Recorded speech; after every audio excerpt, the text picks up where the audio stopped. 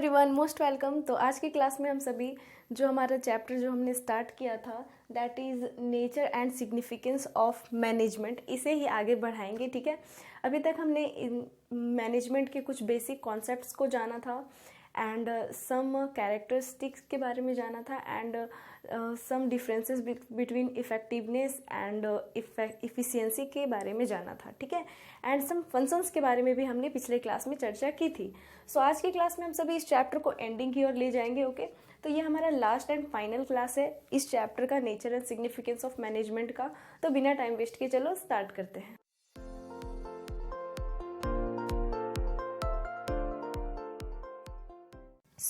आज के इस क्लास में हम सभी some objectives, importance and science, art और profession, some levels of management and coordination के बारे में जानेंगे। ओके, तो आज का क्लास भी हमारा बहुत ही इंटरेस्टिंग होने वाला है। सो मेक श्योर कि आप क्लास को लास्ट तक देखें। तो बिना टाइम वेस्ट के चलो पढ़ते हैं। तो सबसे पहला मैंने लिख रखा है ऑब्जेक्टिव्स। अब देखो यहाँ पे मैंने लिखा है objectives of management and here I have written that importance of management. Okay, so can you think that the difference between importance and objectives are what? मतलब objectives और importance के बीच में क्या difference है? क्या आप सोच सकते हो ऐसा? बिल्कुल सोच सकते हैं। objectives का मतलब होता है उद्देश्य, ओके, एंड importance का मतलब होता है क्या जरूरत है। like कि मेरा क्या उद्देश्य है इस वीडियो के बनाने के पीछे। तो मेरा उद्देश्य है कि ये जो जानकारी है मैं आप तक पहुंचाऊं एंड मेरा चैनल थोड़ा आगे बढ़े। ठीक है, मेरा मतलब पढ़ाने का स्किल थोड़ा इम्प्रूव हो, ये मेरा उद्देश्य है। बट इसका इम्पोर्टेंस क्या है इस वीडियो का? तो इस वीडियो का इम्पोर्टेंस है कि आपको ये मैनेजमेंट बहुत अच्छे से समझ में आ जाएगा, है ना। This is important, this is importance of this video. Okay, and ये मेरे लिए क्या इंपॉर्टेंस ला रहा है? दैट ये मेरा वापस से रिवीजन हो रहा है, मेरा इससे टीचिंग स्किल मजबूत हो रहा है। ठीक है, ये मेरा इंपॉर्टेंस है। तो इम्पॉर्टेंस और objective, these are sound like same, ये सुनने में एक जैसे ही हैं, है ना। इनका मतलब हमें समझ पाना थोड़ा कठिन होता है। तो अगर हमें कोई ऑब्जेक्टिव पूछे, ठीक है, उद्देश्य पूछे किसी भी ऑर्गेनाइजेशन का या किसी भी चीज़ का, तो आपको ये समझना है कि मतलब ये किया क्यों गया होगा। जैसे मैनेजमेंट क्यों किया गया होगा, तो इसका कुछ उद्देश्य होगा कि ये करेंगे तो ये हमें बेनिफिट मिलेगा, ये एक्स बेनिफिट वाई बेनिफिट हमें मिलने वाला है। तो ये उद्देश्य है। लाइक कि मैं मैनेजमेंट कर रही हूँ अपने टाइम का, सो दैट कि मैं नेक्स्ट डे अपने सारे कार्यों को सही तरीके से कर सकूँ। ठीक है, तो मैंने टाइम का मैनेजमेंट किया, इसके पीछे मेरा उद्देश्य था कि नेक्स्ट डे मेरा सारा टाइम सही सलामत चले, है ना। एंड इसका इम्पोर्टेंस क्या था? तो इसका इम्पोर्टेंस मतलब महत्व। ठीक है, इसकी क्या ज़रूरत थी करने की? तो ज़रूरत इसलिए ताकि मेरा टाइम वेस्ट ना हो जाए फ्यूचर में, है ना। देखो, ऑब्जेक्टिव था कि टाइम मुझे अपना मैनेज करना है, कल का टाइम मुझे मैनेज करना है। उद्देश्य था कि कल का समय मैनेज करना है। और इम्पोर्टेंस क्या था? कि कल का समय वेस्ट ना हो जाए, है ना। इम्पोर्टेंस ये था कि समय वेस्ट ना हो जाए। मतलब समझ रहे हो इम्पोर्टेंस एंड ऑब्जेक्टिव के बीच में क्या डिफरेंस है?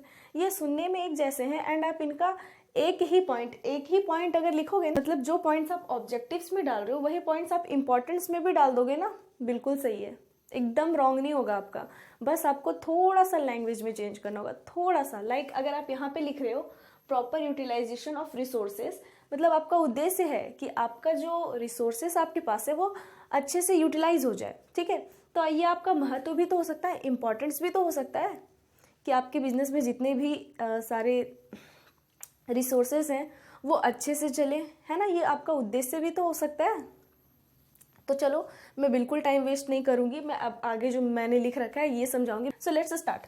सो सबसे फर्स्ट मैंने लिख रखा है ऑब्जेक्टिव्स मतलब उद्देश्य। ओके, उद्देश्य क्या इसका उद्देश्य था। ओके, सो उद्देश्य क्या है? प्रॉपर यूटिलाइजेशन ऑफ रिसोर्सेस, मतलब आपके पास जितने भी संसाधन हैं, ठीक है, संसाधन बोल सकते हो या फिर आपके पास कोई भी संसाधन रिसोर्सेस हैं, उसे आपको सही तरीके से यूज़ करना है। लाइक अगर आपको प्रोडक्शन करने के लिए 5000 रॉ मटेरियल्स की आवश्यकता है, तो 5000 रॉ मटेरियल्स आपके पास अवेलेबल हैं, आप उसे किस तरीके से यूज़ करोगे? अच्छे से यूज़ करना है। ठीक है, the main objective of management is to use various resources of the enterprise in most economic way.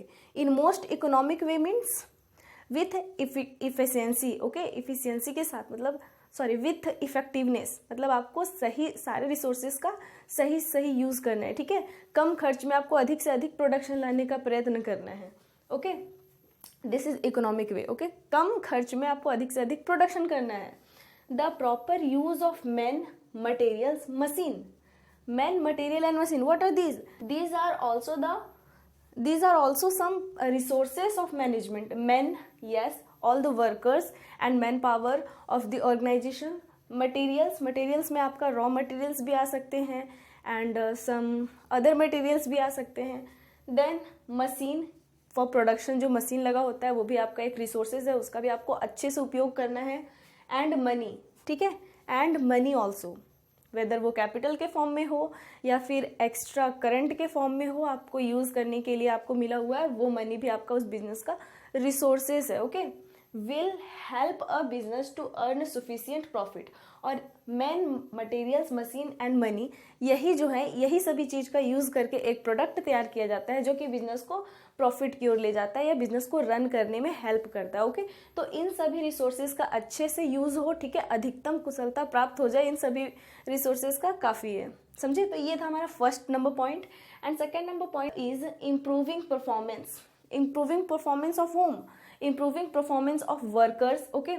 कुछ वर्कर्स के परफॉर्मेंस को इम्प्रूव करना है। इम्प्रूविंग परफॉर्मेंस फॉर बिजनेस, मतलब ऑफ बिजनेस का आपको परफॉर्मेंस बूस्ट करना है। लाइक बिजनेस अगर पहले कम प्रॉफिट अर्न कर रहा था या कम चीज़ों का प्रोडक्शन कर रहा था, तो अब वो अधिक चीज़ों का प्रोडक्शन कर रहा है, अब उसकी सारी चीज़ें जो है वो सही हो रही है, अच्छे से हो रही है। ये भी इनका एक ऑब्जेक्टिव हो सकता है, ये भी एक उद्देश्य हो सकता है।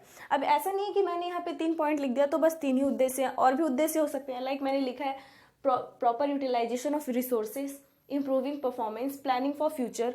आप ऐसा भी लिख सकते हो, प्रॉपर यूटिलाइजेशन ऑफ कैपिटल लिख सकते हो ना। And to achieve goal in limited time और इन सर्टेन टाइम। आप कुछ भी अच्छा पॉइंट लिख सकते हो जो कि इससे रिलेटेड हो, बस उसमें आपको ये दिखाना है कि ये कैसे है, ठीक है। अगर आप ये उद्देश्य लिख रहे हो तो आप इसे उद्देश्य कैसे लिख रहे हो, इसे आपको बस थोड़ा सा समझाना होगा, समझे।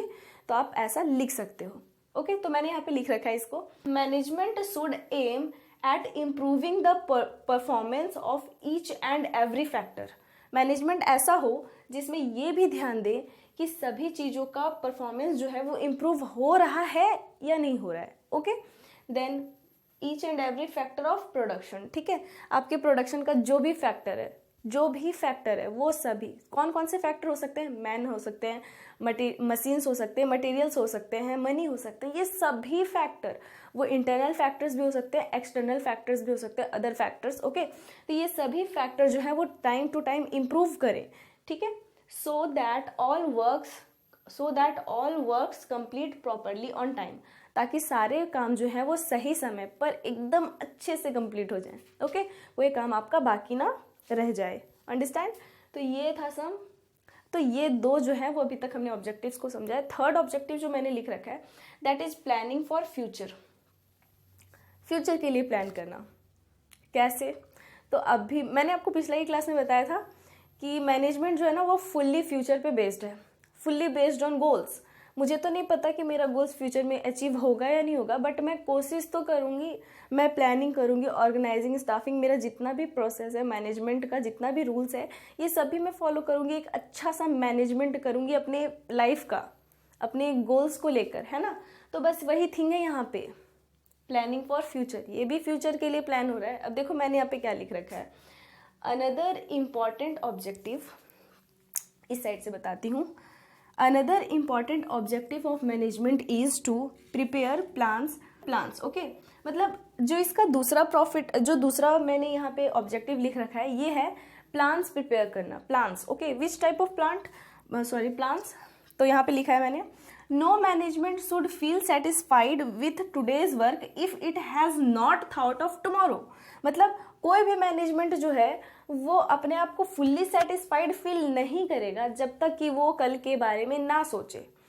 कल मतलब ये नहीं कि बस आने वाला कल मतलब आपका भविष्य। कोई भी ऐसा मैनेजमेंट नहीं होगा जो वो फ्यूचर के बारे में ना सोचे। तो यहाँ पे उद्देश्य में आप क्या लिख सकते हैं, तो जैसे भविष्य में सफलता प्राप्त हो, कैसे प्राप्त हो ये, ठीक है। भविष्य में सफलता प्राप्त करना, ये भी इसका एक उद्देश्य हो सकता है। या भविष्य की योजनाएं तैयार करना, जैसे मेरा क्या होता है, देखो मैं एक छोटा सा अपना एग्जांपल लेती हूँ।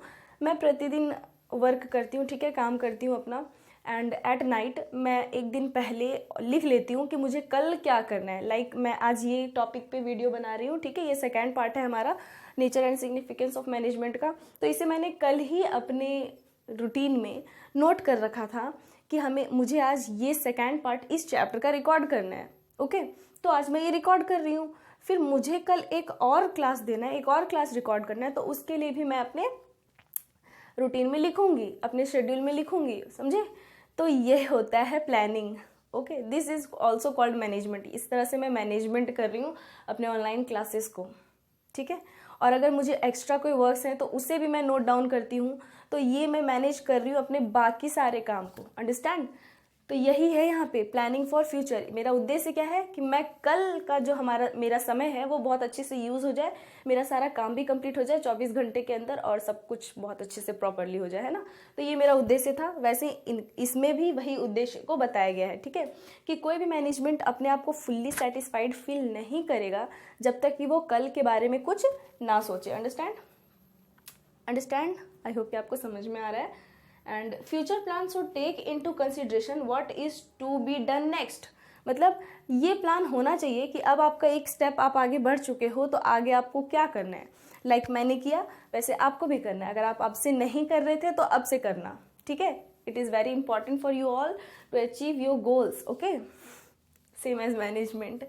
नाउ ये मैंने बस 3 ही ऑब्जेक्टिव लिखा है, बाकी का आपका होमवर्क है, लिख लेना। और बहुत सारी हो सकती है, गहन अध्ययन आपको करना है, अपने माइंड को शांत रख के कुछ सोचना है, और 3 पॉइंट और बना लेना। 6 पॉइंट लिखोगे 6 मार्क्स के क्वेश्चन में, ये बहुत सफिशियंट है। अंडरस्टैंड। चलो अब कुछ इंपॉर्टेंट्स को समझते हैं। देखो इंपॉर्टेंट्स का मैंने बस की पॉइंट्स लिख रखा है, ठीक है। मैंने इसे डील नहीं किया है, क्योंकि डील आप खुद से कर सकते हो, क्योंकि अब तक हमारा चैप्टर इतना कंप्लीट हो चुका है कि आप importance, objectives and some features से इन सभी को कंप्लीट कर सकते हो बहुत अच्छे से। ओके, सो सबसे फर्स्ट पॉइंट मैंने लिखा है। देखो इंपॉर्टेंस का मतलब क्या है, महत्व, इसका क्या जरूरत था। इंपॉर्टेंस मतलब एक आप बोल सकते हो जरूरत।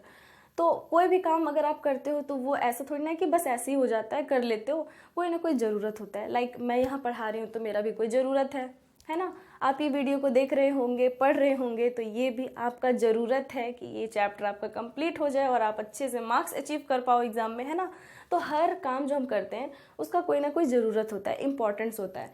सेम मैनेजमेंट का भी कुछ इंपॉर्टेंस है, कुछ उद्देश्य थे मेरे कि मैं उसे पूरा करना चाहती हूँ, तो वो क्यों ज़रूरी थे, ज़रूरत के बारे में अब हम समझेंगे। ओके, सो सबसे फर्स्ट जो मैंने लिख रखा है इंपॉर्टेंस ऑफ मैनेजमेंट में, okay, these are all importance of management. मैं हाईलाइट कर देती हूँ। देखो, फॉर अचीविंग ऑर्गेनाइजेशन गोल्स। देखो ये वही बात हो गई ना, मैंने आपको कल लिखवाया था management is a goal oriented process. Management जो है वो एक गोल ओरिएंटेड प्रोसेस है, मतलब बिना गोल के कोई मैनेजमेंट नहीं किया जा सकता। वही चीज़ तो यहाँ लिखा हुआ है कि देखो, यहाँ भी मैंने लिखा फॉर नहीं, यहाँ पे नहीं लिखा हुआ है, लेकिन यहाँ पे ऑब्जेक्टिव में भी आप लिख सकते हो ये बात को, टू अचीव गोल्स, है ना, अचीव गोल करने के उद्देश्य से, गोल्स अचीव करने के उद्देश्य से। ओके, उल्टा हो गया, सॉरी। फॉर अचीविंग ऑर्गेनाइजेशन गोल, किसी भी संस्था का या किसी भी ऑर्गेनाइजेशन का क्या गोल्स हैं, ठीक है, उसके क्या गोल्स हैं, अपने क्या उसके जो मतलब क्या बोलते हैं उसे, फ्यूचर प्लान है वो प्राप्त करने के लिए, ठीक है, अपने गोल्स अचीव करने के लिए। फॉर अचीविंग एन इंडिविजुअल गोल, मतलब किसी एक इंसान का अगर गोल है तो उसके लिए भी मैनेजमेंट इंपॉर्टेंट है। फॉर ऑर्गेनाइजेशन गोल मतलब किसी भी संस्था का, ठीक है, किसी बिजनेस का, या आप बोल सकते हो एक समूह का गोल प्राप्त करने में। एंड यहाँ पे है फॉर अचीविंग इंडिविजुअल गोल्स का मतलब है किसी एक पर्सन का या किसी एक इंडिविजुअल बिजनेस या इंडिविजुअल किसी शॉप का या छोटे बिजनेस का, जिसे गोल्स अपना अचीव करना है फ्यूचर में, ठीक है, तो वो भी इसका इंपॉर्टेंस हो सकता है। Creating a dynamic environment. Dynamic environment के बारे में मैंने आपको कल भी बताया था। डायनामिक इन्वायरमेंट का मतलब होता है कि आपको ये पहले जो आपने रूल बना दिया उसके साथ साथ उसके पीछे पीछे नहीं जाना है। अगर आपका चेंज हो रहा है ज़माना, सब कुछ बदल रहा है, तो आपको उस बदलते इन्वायरमेंट के साथ बदलना है। समझे? This is called environment, it's like step, dance step मैं बना रही हूँ यहाँ पे, डांस करेंगे अब तो हम। Next, developing society. Developing society means society को बदलना, ये भी एक ज़रूरत हो सकता है। मैं मैनेजमेंट कर रही हूँ ताकि मान लो कि मैं कोई संस्था चला रही हूँ यहाँ पे, ठीक है, और मैं उसका मैनेजमेंट कर रही हूँ ताकि ये हमारे सोसाइटी के लिए बेनिफिशियल हो, ठीक है, ये हमारे सोसाइटी को कोई ना कोई फ़ायदा पहुँचाए, ठीक है, तो its development for society also, society का भी इसमें डेवलपमेंट के लिए हम ये करते हैं मैनेजमेंट। इम्प्रूविंग इफ़िशियंसी, इफ़िशियंसी के बारे में मैंने आपको कल भी बताया था कि कम समय में, एकदम कम से कम समय में बहुत अच्छा प्रोडक्शन, ये होता है एफिशिएंसी। तो एफिशिएंसी इंप्रूव करने के लिए भी हम मैनेजमेंट करते हैं। मैनेजमेंट, हम एफिशिएंसी इंप्रूव करने के लिए हम मैनेजमेंट करेंगे अपने वर्कर्स का, अपने रिसोर्सेज का, है ना, ताकि वो अच्छे से अच्छे मतलब और से और प्रोडक्शन करें, कम से कम समय का यूज़ करें, मतलब कम से कम समय में अधिक से अधिक चीज़ों का प्रोडक्शन करें, है ना। अब ऐसा नहीं कि कम समय में जो मन आया सड़ा गला सब बना दिया, ऐसा नहीं है, मतलब अच्छा वस्तु बने और कम समय में बने, अंडरस्टैंड। तो ये इम्प्रूविंग इफ़िशियंसी भी इसका एक बहुत अच्छा एग्जाम्पल है। ओके, तो ये था कुछ objectives and importance of management. अब हम समझते हैं सब क्या है। Management is a science, art और एंड प्रोफेशन। इससे अब हम समझेंगे कि मैनेजमेंट आखिर है क्या, क्या ये एक साइंस है, ये एक आर्ट है, या एक प्रोफेशन है। तो डिफिनेशन अभी मत पढ़ो और बस ऐसे ही बोलो कि आपको क्या लगता है कि मैनेजमेंट एक साइंस है, आर्ट है, या डिफिनेशन या प्रोफेशन है। मुझे तो पर्सनली ये एक आर्ट लगता है, क्योंकि जो इंसान सबसे अच्छा अपना मैनेज करता है सब चीज़ों को, जो अच्छा मैनेजर होता है, वो अच्छे से गोल अचीव कर पाता है, अच्छे से अपना सारा उसका जो एम है वो पूरा हो पाता है ना। ये तो आपको देखने को ही मिलता होगा। चलिए देखते हैं यहाँ पे मैंने क्या लिख रखा है। Management is considered as a science. Management जो है वो एक साइंस है। क्या ये बात सच है? चलो आगे देखते हैं। Because it has an organised body of knowledge which contain certain universal truth. अब देखो, हमें पता है कि साइंस का जो है वो अपना कुछ रूल्स होता है, अपना रूल्स होता है साइंस का, जिसे हम चेंज नहीं कर सकते। वो मतलब उसका फिक्स रूल है, ठीक है। आप उसमें एक्स्ट्रा कुछ केमिकल वगैरह मिला के कुछ सोचोगे न्यू बन जाए तो ऐसा नहीं होगा, धमाका भी हो सकता है ना। तो साइंस का अपना कुछ रूल्स है, तो मैनेजमेंट का भी अपना कुछ रूल्स है, इसलिए ये एक साइंस है, ऐसा इस स्टेटमेंट में बोला जा रहा है। अब देखो आगे क्या है। It is called an art also. ये एक आर्ट भी है। यस, क्यों आर्ट है?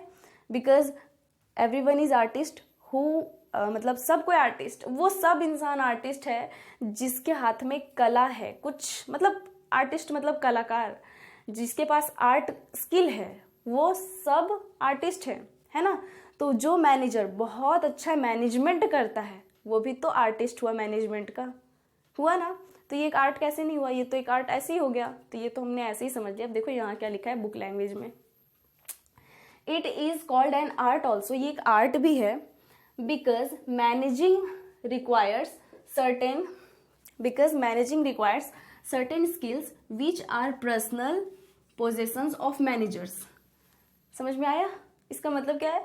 ये एक आर्ट भी है क्योंकि इसमें कुछ स्किल की आवश्यकता होती है। स्किल मतलब कला की आवश्यकता होती है इसे करने के लिए, जो कि सबके पास नहीं होता, किसी किसी के पास ही होता है। उसे ही मैनेजर बनाया जाता है सेलेक्ट करके, समझे? तो ये है हमारा, ये साइंस है या आर्ट है। अंडरस्टैंड? आई बात समझ में? आई होप कि आपको समझ में आ रहा है साइंस है या आर्ट। अब बोलो अपने आप से, आपको क्या लग रहा है, ये साइंस है या आर्ट है? कमेंट करके बताओ मुझे किनको किनको साइंस लग रहा है, किनको किनको आर्ट लग रहा है। मेरे लिए तो ये मुझे आर्ट लगता है। अगर मैं बहुत अच्छा से अपने समय को मैनेज कर सकती हूँ, बहुत अच्छे से मैनेजमेंट करूँगी, it means I am also an artist of management. Okay, चलो ये हो गया। अब बात रही प्रोफेशन की, जिसे मैंने यहाँ पे नहीं लिखा है। तो आपको क्या लगता है ये प्रोफेशन हो सकता है? हो सकता है क्या? ये प्रोफेशन है मैनेजमेंट। मैनेजर जो वर्ड है आप सुनते होगे, ब्रांच मैनेजर सुनते होगे ना, बैंक मैनेजर, किसी भी कोई भी ऑफिस का XYZ मैनेजर सुनते हो। तो ये मैनेजर क्या होता है? जो मैनेजमेंट करते हैं वही तो है managers. Yes, they are managers. Understand? ये सभी क्या है? मैनेजर्स हैं। तो जो अच्छा, जिनके पास अच्छा स्किल है मैनेजमेंट का, नॉलेज है मैनेजमेंट का, वो आर्ट, उनके पास तो आर्ट है, कला है मैनेजमेंट का, वो साइंस भी जानते हैं, मतलब उसके सारे रूल्स को भी जानते हैं, उनके पास कला भी है। तो वो इस कला का यूज़ करके मनी अर्न कर सकते हैं, तो ये प्रोफेशन हो जाता है। व्हेन जब कोई पर्सन जो है वो अपने आर्ट का यूज़ करके, अपने कला का यूज़ करके मनी अर्न करने लगता है, तो वो प्रोफेशन में आ जाता है। That is called profession. Okay, तो yes, management is also a profession. Okay, next is levels of management. मैंने यहाँ खाली क्यों रखा है, बिकॉज मैं इसे अब बताऊंगी। देखो, मैनेजमेंट के 3 लेवल्स होते हैं। Top level management, okay, top level management, middle and low. ठीक है, पूरा कर लेना। Top level management, middle level management, low level management. Okay, ये 3 लेवल होते हैं मैनेजमेंट का, जिससे हम ऐसे ट्राइंगल बना के समझेंगे। ठीक है, आई होप कि ये ट्राइंगल मेरा सही बना हो। ये हमारा 3 लेवल है। ये हमारा टॉप लेवल मैनेजमेंट है, ये मिडिल लेवल मैनेजमेंट है, एंड यहाँ पे लो लेवल मैनेजमेंट है। ओके, लिख देती हूँ इतना। ठीक है, टॉप लेवल मैनेजमेंट्स में कौन आते हैं, तो टॉप लेवल्स मैनेजमेंट में CEO, ओके, जिसे हम चीफ एग्जीक्यूटिव ऑफिसर, ओके, ये आते हैं। ठीक, CEO आते हैं, एंड इसमें हमारे मैनेजिंग डायरेक्टर आते हैं। ओके, जो हमारे कंपनी का जो सबसे बड़ा और ये इसमें हमारे प्रेसिडेंट आते हैं। ओके, तो देखो इसमें हमारे क्या होते हैं, जो टॉप लेवल मैनेजर्स का क्या रोल है, वो क्या करते हैं। तो जो टॉप लेवल मैनेजर्स होते हैं, ठीक है, टॉप लेवल जो मैनेजमेंट करते हैं, ये हमारे कंपनीज के CEO, मैनेजिंग डायरेक्टर, प्रेसिडेंट होते हैं। ठीक है, जो सबसे हाई लेवल वाले पोस्ट पे बैठे होते हैं। और जितना भी रूल्स बनता है कंपनी के रिगार्डिंग, या कंपनी या किसी ऑर्गेनाइजेशन के रिगार्डिंग, वो सारे रूल्स जो हैं वो टॉप लेवल मैनेजर्स बनाते हैं, टॉप लेवल मैनेजमेंट बनाते हैं। ओके, कौन बनाते हैं, टॉप लेवल मैनेजमेंट। और ये टॉप लेवल मैनेजमेंट द्वारा बनाए गए रूल्स को मिडिल लेवल मैनेजमेंट पे भेजा जाता है। मिडिल लेवल मैनेजमेंट में कौन कौन कार्य करते हैं, इसमें काम करते हैं मार्केटिंग मैनेजर्स, ओके, जिसे हम बोलते हैं marketing managers. Okay, and purchase director, और आप इसमें बोल सकते हो sales manager. Okay, sales manager, branch manager, ETC। मतलब जो टॉप लेवल मैनेजमेंट के द्वारा जो नियम रूल्स वगैरह बनाया जाता है, वो मिडिल लेवल मैनेजमेंट द्वारा फॉलो किया जाता है। ठीक है, किसके द्वारा, मिडिल लेवल मैनेजमेंट, जो बीच में जो होते हैं, उनके द्वारा ये सभी चीज़ों को फॉलो किया जाता है। मार्केटिंग मैनेजर्स मार्केटिंग के लिए अगर कोई रूल्स बना है टॉप लेवल मैनेजमेंट से, तो उसे मार्केटिंग मैनेजर्स फॉलो करेंगे। परचेस और सेल्स के रिगार्डिंग अगर कुछ रूल्स बना है, तो उसे परचेस डायरेक्टर करेंगे। एंड सेल्स मैनेजर हैं, ब्रांच मैनेजर हैं। ठीक है, समझ में आ रहा है। मतलब टॉप लेवल मैनेजर्स जो होते हैं वो रूल्स सारे तैयार करते हैं किसी भी ऑर्गेनाइजेशन के, एंड उसे फॉलो करते हैं मिडिल लेवल मैनेजर्स। ओके, और फिर ये मिडिल लेवल मैनेजर्स जो हैं वो रूल्स जो इनके द्वारा, मतलब ये जो हाई लेवल मैनेजमेंट जो है, टॉप लेवल मैनेजमेंट, इनके रूल्स को ये लो लेवल मैनेजमेंट तक पहुंचाते हैं। लो लेवल मैनेजमेंट में आपके सुपरवाइजर्स आ जाते हैं। ओके, इसमें आपके फोरमैन आ जाते हैं। ठीक है, फोरमैन, क्लर्क, ETC। ओके, मतलब जितने भी नीचे लेवल पे लोग आपको मिलेंगे वो आपके लो लेवल मैनेजमेंट में है। अंडरस्टैंड। तो 3 लेवल्स ऑफ मैनेजमेंट कितने हैं, 3, top level, middle level, low level. Top level में CEO, managing director, president etcetera, जो हाई लेवल लोग हैं वो लोग आते हैं, जो कि रूल्स एंड रेगुलेशंस किसी भी कंपनी के प्रिपेयर करते हैं। सारे बैलेंस शीट वगैरह सारे लोग प्रिपेयर करके इन्हीं के हाथों में देते हैं, यही देखते हैं, मतलब कि अपना, मतलब कंपनी के आप बोल सकते हो एक तरह से मालिक टाइप के ये होते हैं। देन है मिडिल लेवल, जो कि इनके द्वारा, जो टॉप लेवल मैनेजर्स हैं, इनके द्वारा बनाए गए रूल को फॉलो करते हैं और उसे लो लेवल मैनेजर्स तक पहुंचाते हैं। लो लेवल मैनेजर्स जो है वो सबसे नीचे वाले स्तर में काम करते हैं, जैसे कि सुपरवाइजर, फोरमैन, क्लर्क, और यही सब जो है वो वर्कर्स वगैरह को भी देख रेख करते हैं। अंडरस्टैंड। तो ये हो गया आपका लेवल्स ऑफ मैनेजमेंट। अब एक टॉपिक है बस छोटा सा, कोऑर्डिनेशन। कोऑर्डिनेशन का हिंदी मीनिंग होता है समन्वय। क्या होता है, समन्वय। आई थिंक मैंने समन्वय सही लिखा है। Coordination is the function of management which ensure that different departments and groups work in sync. Therefore, there is a unity of action among the employees, groups and departments. आई बात समझ में कुछ नहीं, मतलब बताती हूँ। कोऑर्डिनेशन, समन्वय का मतलब है तालमेल बैठाना किनके बीच, तो तालमेल आपको बैठाना है आपके बिजनेस के या आपके ऑर्गेनाइजेशन के जितने भी रिसोर्सेस हैं उनके साथ, ठीक है। तो जब आप अपने बिजनेस के रिसोर्सेस के साथ तालमेल बैठाते हो तब ये हमारा कोऑर्डिनेशन कहलाता है, ठीक है। ये तभी हो सकता है जब आपके बिजनेस में कोऑर्डिनेशन हो, और इसके कारण जो है वो आपके बिजनेस में एक यूनिटी आती है, एक एकता आती है, और सारे लोग मिलजुल कर बहुत ही अच्छे से कार्य करते हैं, ठीक है। कोऑर्डिनेशन ऐसा नहीं है कि आपको बस लोगों के बीच में ही बैठाना है। लाइक अगर लो लेवल मैनेजमेंट और टॉप लेवल मैनेजमेंट दोनों के बीच में अगर कोऑर्डिनेशन है ही नहीं, तालमेल कुछ है ही नहीं, इन दोनों का अगर मतलब 36 का आंकड़ा लगा रहता है, वैसे 36 का आंकड़ा तो कहीं नहीं लगा रह सकता इस तरह से, मतलब मान लो कि नहीं अगर तालमेल बैठ रहा है, ठीक है, ऊपर वाले का मतलब इनको रूल पसंद नहीं आ रहा है, ये फॉलो नहीं कर रहे हैं, या इनके द्वारा बनाए गए rule low level management follow नहीं कर रहे हैं, तो यहाँ पे फिर बिजनेस कैसे रन करेगा, ये तो आपसी मतभेद के कारण खत्म हो जाएगा, है ना। तो कोऑर्डिनेशन एक बहुत अच्छा टूल है, एक समन्वय मतलब एक बहुत अच्छा रूल है या टूल है, जो भी आप बोलो, रूल टूल, ठीक है। ये हमारे बिजनेस के लिए बहुत ही ज़्यादा इंपॉर्टेंट होता है, not for business, in your life also. आपको भी अपनी लाइफ में मैनेजमेंट करना होगा और कोऑर्डिनेशन स्टैब्लिश करना होगा आपके अपने टाइम के बीच और अपने रिसोर्सेज के बीच, अंडरस्टैंड। तो यहाँ पे भी वही हो रहा है, coordination is the function of management, ठीक है। ये एक फंक्शन है जिसमें business must establish coordination between their time, man power, machines etcetera, okay. यही है समन्वय बैठाना, तालमेल बैठाना सभी रिसोर्सेज के बीच इज कोऑर्डिनेशन।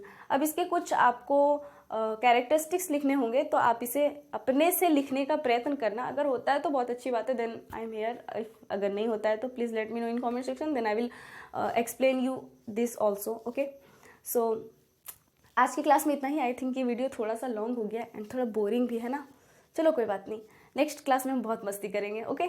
सो आज की क्लास में इतना ही, मिलते हैं नेक्स्ट क्लास में। अगर आपको इसका स्क्रीनशॉट लेना है तो आप ले सकते हो, ओके। मैं ये लाइट को कवर कर देती हूँ, आप यहाँ से चाहो तो स्क्रीनशॉट ले सकते हो, ओके।